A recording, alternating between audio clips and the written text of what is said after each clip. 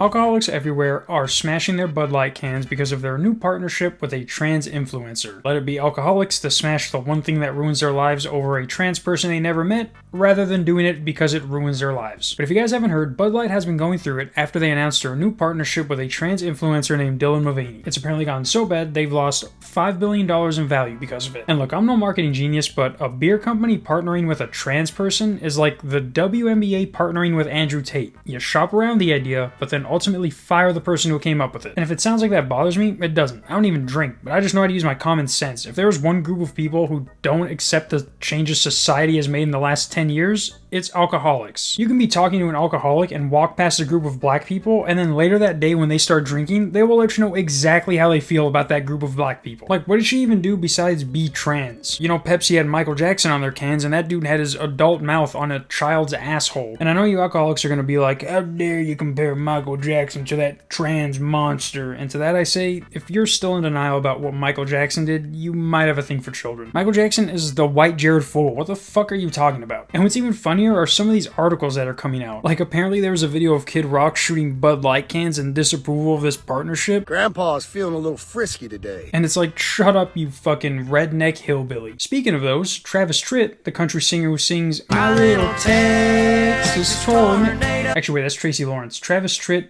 does I got the rice cooking in the microwave. Got a 3-day beard, I don't plan to shave. It's a goofy thing, but I just gotta say, hey, I'm a-doing alright. Yeah, I think I'll make me some homemade soup. Feeling pretty good, and that's the truth. No, it's neither drink nor drug induced. Oh, I'm doing alright. And it's a But he put out a tweet that said, in full disclosure, I was on a tour sponsored by Budweiser in the 90s. That was when Anheuser-Busch was American owned. A great American company that later sold out to Europeans and became unrecognizable to the American consumer. Such a shame. Now, unless you're just fucking illiterate, the American consumer knew that both of these were Bud Light. And what's even crazier is that he just admitted that he didn't like when the company sold out to Europe. Wouldn't that be a bigger reason to boycott the company? There was also people who were threatening Budweiser employees, so much so to where they had to cancel their Clydesdale event. And you're like, what is that? It's when they bring out those famous horses that they show at almost every Super Bowl. That's right.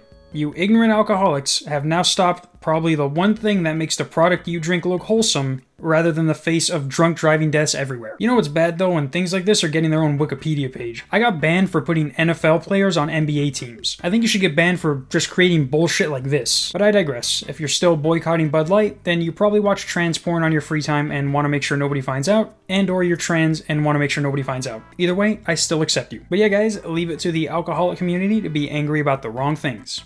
I know there are a couple of wives with black eyes who agree with me. See you next week. Peace.